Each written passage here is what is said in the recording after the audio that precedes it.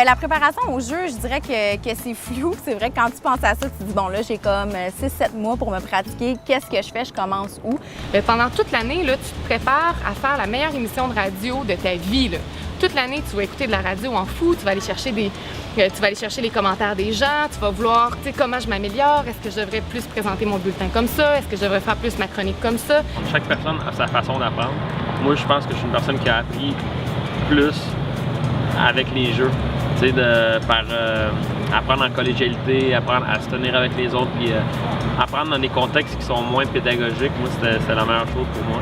Bien, tu pratiques, tu fais des cas différents. Ta délégation est là pour te donner peut-être une fois par mois un gros pitch. Tu travailles là-dessus, tu as une couple de semaines vraiment pour bien le faire, pour bien comprendre c'est quoi toutes les parties, sur quoi que le CO va me juger, où est-ce que je peux aller chercher des points, pour être certain vraiment de courir tout.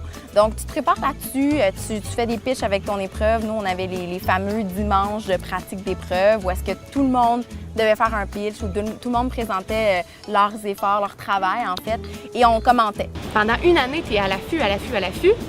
Tu arrives au jeu, tu fais ton émission, tu écoutes les émissions des autres.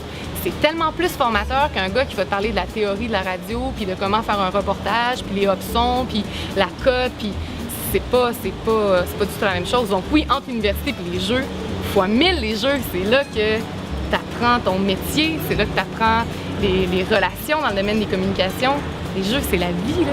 Moi, quand j'ai fait les jeux, j'ai appris beaucoup de rigueur dans ce que je fais. Beaucoup aussi les aptitudes de présentation.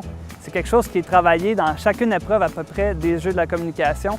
C'est quelque chose qui, à chaque fois que j'ai eu une entrevue, autant même quand on reçoit des clients chez les Alouettes qui sont nos commanditaires, nos partenaires médias, et avec qui je dois, pas débattre, mais je dois faire valoir mon point de vue ou je dois essayer d'aller chercher le maximum d'une entente.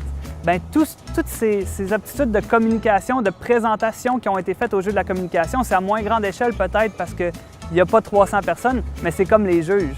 C'est beaucoup de travail. On ne se le cachera pas. Si tu veux arriver au jeu préparé, bien, tu dois faire ici et là des préparations. Puis bien, ça t'aide en fait quand tu arrives au jeu à performer. Puis tu es vraiment content de t'être bien préparé quand tu es au jeu puis tu performes, là.